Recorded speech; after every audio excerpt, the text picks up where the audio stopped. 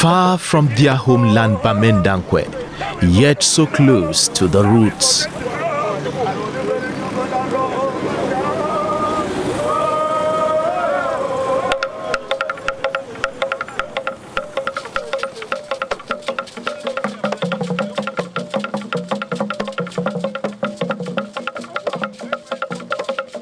The Bamendankwe Fondom in the Bamenda 1 subdivision, Mezam division of northwest Cameroon, is a crucible of culture and tradition. Natives of the hilltop village based in Douala welcomed their traditional ruler for the very first time close to 3 years after his enthronement.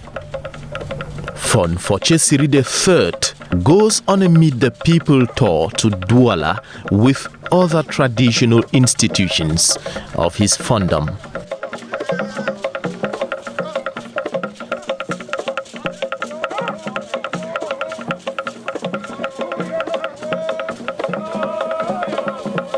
Since his enthronement, the young traditional leader who came to the throne within the context of a complex socio-political crisis that placed peace on the balance in the northwest and southwest regions of Cameroon, has recorded remarkable strides in peace efforts through collaborative work with the Bamenda 1 Council. What actually is embedded in the culture of the Bamendankwe man are values that are linked to unity, to love, to forgiveness, and to community building. Those are actually avenues in which, through cultural manifestations, through cultural displays, we have to organize most of these events, bringing our people together, men, women, the youths, children. We come together as a community, and then we, in the course of manifesting our identity, our culture through performances, it's an opportunity for us to see how we put our voices towards the same path. If you see your brother, this is your brother, this is your sister, and you will not have any reason to hurt them. I think for the time being, it's been very successful, and we want to thank God. We want to thank the God of our ancestors, the gods of Bamendankwe, who've been seeing us all through this period. And today, I must tell you that there is relative peace in Bamendankwe. Today, I will say I'm a proud mayor today because of the peace we enjoy in our community. And this peace has brought us a lot of development in our community. Me as a young mayor, when I was elected, I said, what will I do first to see about the development of my community? And God told me, please, young man, bring peace in our community before you can start developing. All the guys that were in the bushes, they were all my friends and my age mates and all my brothers. I took the risk to talk to them, meet them personally and talk to them, and I told them the importance of development. They all followed my project, they followed development, they joined me. They gave me their arms and I gave the military. They are back in the community, helping us in the development, helping us in sustaining all our developmental projects that we have in our community.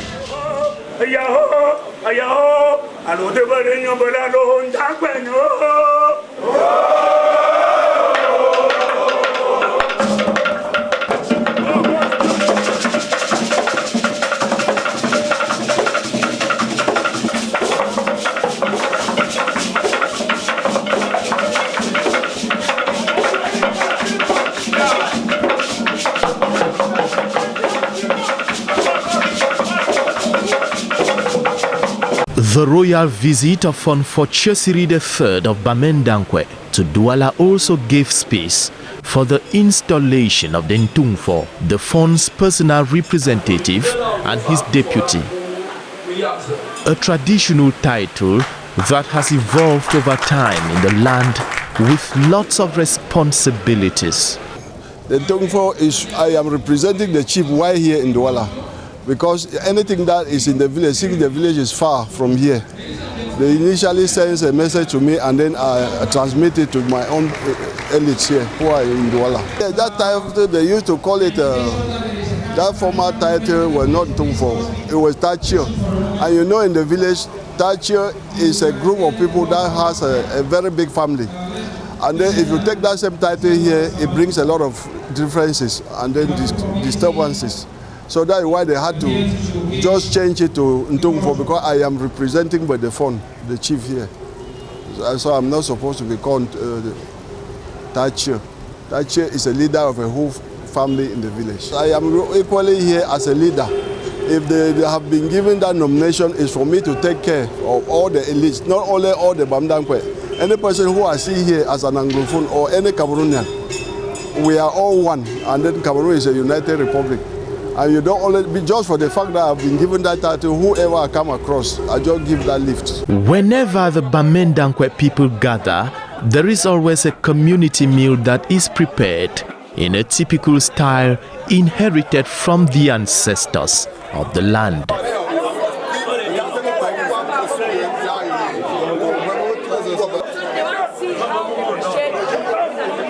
The katu is prepared not like any ordinary table bird. The ingredients and utensils are not complicated. The chicken itself, salt, palm oil, the pot, the nkatu or chopping board, a cutlass, and banana leaves that serve as plates.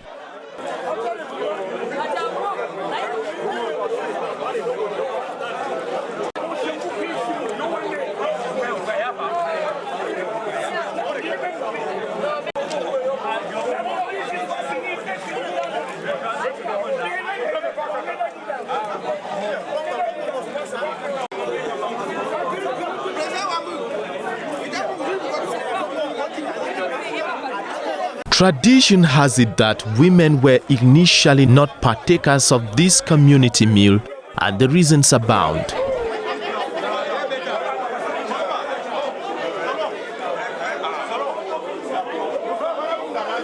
This katu concerns mostly men.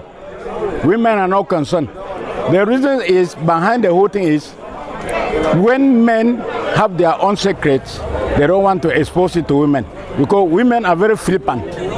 So when they expose this secret to women, they can sell them. So they always do it within them. Then a woman will always hear and know that something is part of katu. And there's another secret in the whole thing. When they call katu, formerly our parents knew that when you give it in pieces, chop it like you cut meat, people will complaining. Somebody will say, they will give me the feather. Another man will say, they will give me the bone.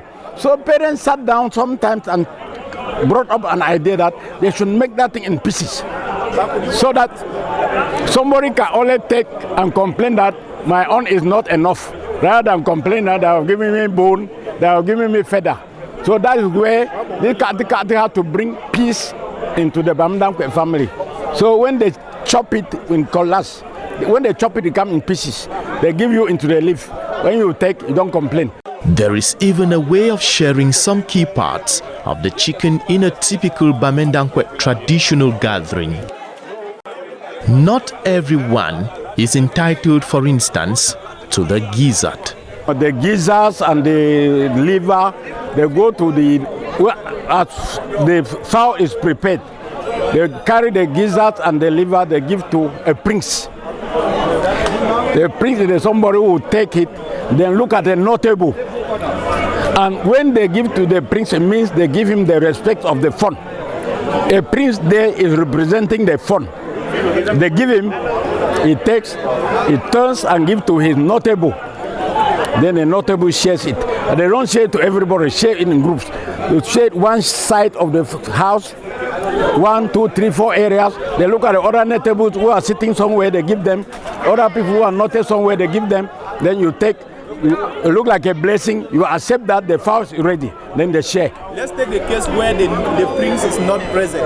The notable takes it. And if the notable is not there? They give to another, a descendant from the palace.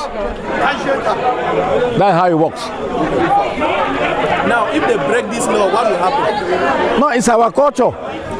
At least if they break it, it will be difficult because we grew up, we saw our father, they were doing it. It looks like when they break it, you know what they always say, something has happened, then you have to come back and restructure it. It looks like when they break this law, it's a traditional law. And it is difficult to break a traditional law. In capacity. So we, like the young people coming up, we are reinforcing the culture to remain what we saw from our grandparents and our parents, as what we heard from our great-grandparents did. For example, like the Kete you have just seen, as one of my father, who is a notable, has just explained, this Kete, we have it in the Bamendankwe culture, almost of about 3 phases, or as I can say, 3 phases. The one that you've seen here, the fowl has been killed without slaughtering the neck. If you notice it, you will discover that when they were sharing it, it was being shared only to men. Women has not got a taste of it. Okay, we got the information from our parents that the system that they used and roast this fowl, it was being captured when they were migrating, because the Bamendankwe clan is a clan from the Simi Bantu. When I talk of the Simi Bantu, as Cameroon is a group, is made up of ethnic groups of Bantu and the Simi Bantu. We are from the Simi Bantus, like descendants from South Sudan to Tikal. When we hear of, we are from the Tikal tribe. So when they were moving, before they reached where we are today, there were seven different families that make up this village. And the 7 different families in the war front, they discovered this secret. And there is another more secret behind this. So they discovered the secret and there was no woman within them. So they decided to roast the fowl and then chop it off without cutting off the neck. That's the secret behind it. No woman is allowed to eat it. No woman. And if you are a man that you give it to a woman, it's forbidden by the law of the land. So only men do eat them. And young girls. When a girl is already at the matured level, yeah, she does not touch it again. And behind this one, there is another secrecy of the Kete that when you are not initiated in that group, you cannot eat it. But you can eat this one in the garden. Even strangers do also eat this one. So these are the culture we are maintaining, like our heritage. The Bamendankwe Fondom also gives special consideration to twin mothers in public ceremonies like the visit of the Fon.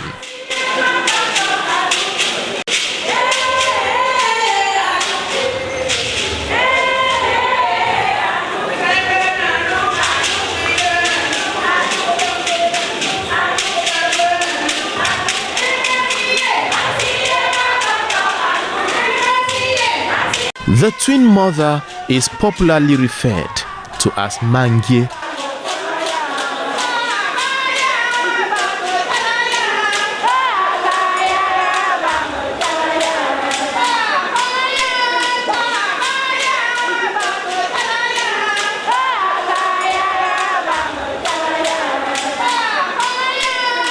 Give birth to 2 children at once, so I can say it's God's grace. In short, it's not by our power, but it is by God's grace. I know that when God gives, you take, and you take happily. So when they come to, I receive happily and I treat them like other children. So there is no specific things, but it's God's grace. To be a man, I'm so happy, I'm so grateful. I thank God for His grace and everything. First, we are the oldest mangas now in the city of Douala. So we perform when there's a occasion like this, as our Royal Highness is here, visiting us for the first time as a crown, the crown as a Royal Highness. This is first visit in Douala. During public events, these twin mothers have a special ritualistic dance, meal and performance ingrained on the premise of peace and purification of the atmosphere.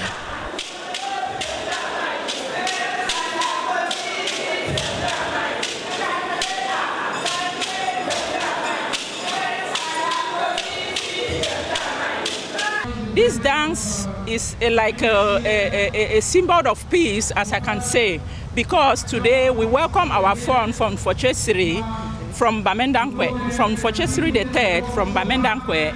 So this dance is like a symbol, and you saw something like food in leaves. So we pound the cocoa, something like achu. We boil the cocoa and pound, and then we prepare the egusi. We mix it with red oil and fish. It's like a symbol of peace. We call that Ntaru. It's a special meal for the mangas and the tangas and the twins children. So we prepare that. There's a name for it, Ntaru, which is like communion. So we do that for peace. That anything that is going on here, there will be peace, there will be harmony among everybody. The Bamendankwe Fondom works with the Cultural and Development Association of the village known as Bamenda. Through this association, development trickles down from the local and foreign diaspora to the village. The national office of Bamenda is very actively empowering the grassroots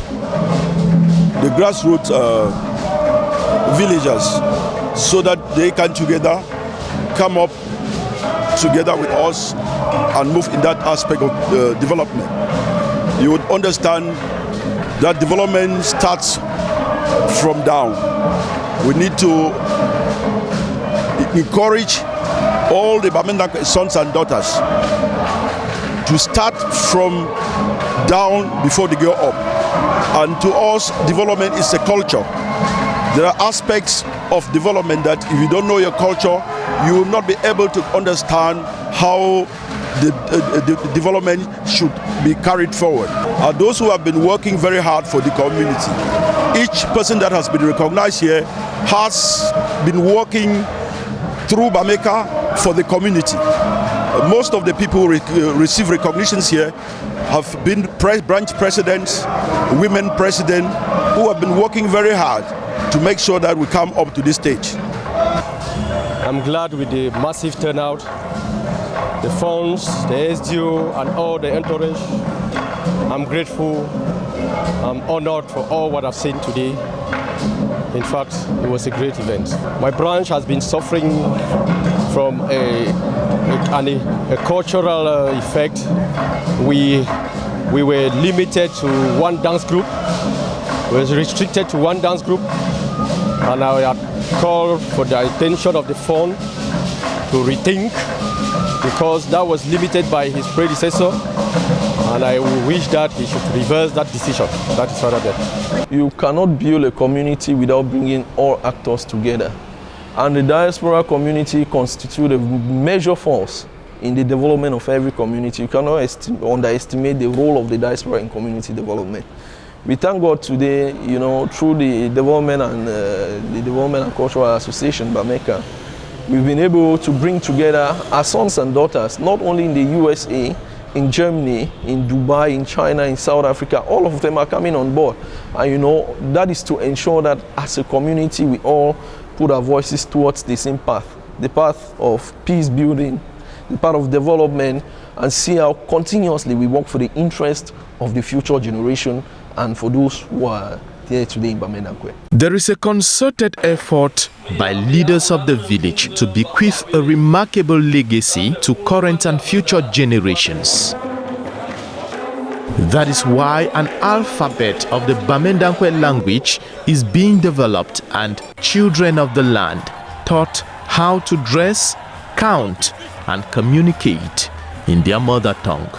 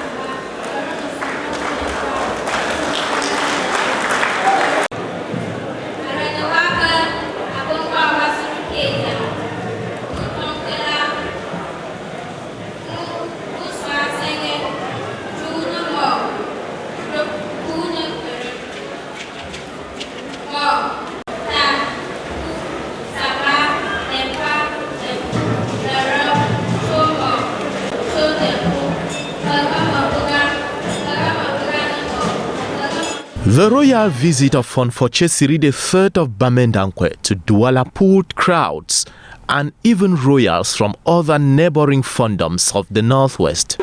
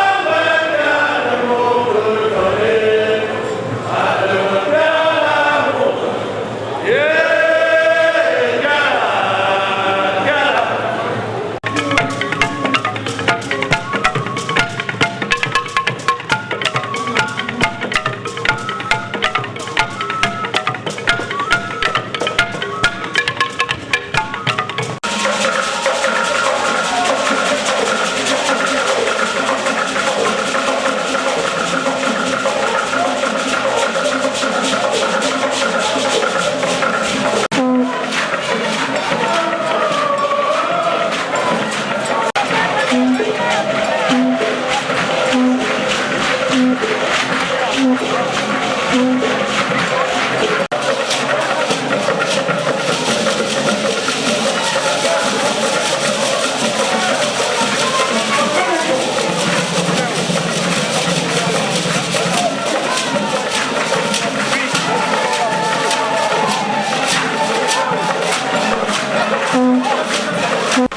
demonstration of a new breed of cultural diplomacy developing in the northwest region. First, the Bamendankwe man is someone who is very hospitable. With the advent of the crisis, you find our compatriots from other regions, from other divisions, other villages who've come to Bamendankwe and they have been accepted. They are part of us, and that is the social cohesion which even the head of state preaches. And we thank God it's working, and we understand some of these moves too, are related to the social aspect of the reconstruction for the Northwest and the Southwest, bringing people together, your own brothers and sisters. You talk to them towards the way of peace, you talk to them towards the way of development, and together when people feel that they are part and parcel of that community, they can manifest their own cultures, they can, air out their minds, and then together as a community we chart a better way for the entire community. And we're also doing this in respecting very close collaborations and relationships, especially with the rest of our sister villages, the Mankon, the Awing, the Bambili, our brothers of Nkwen, and all over. So we ensure that we are not only working on building peace at home, but you have to also extend that hand of building peace, to your sisters, to your brothers, and why not your neighbors. The rich cultural heritage of the Bamendankwe people displayed in traditional dances also speak volumes about a rich cultural heritage of the people.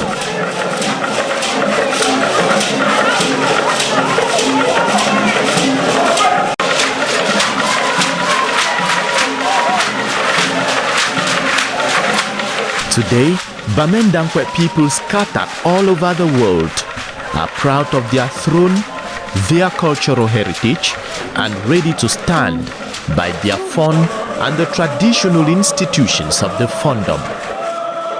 The sole aim being to keep the village that hosts the administrative headquarters and institutions of the country's northwest region on the pinnacle of development.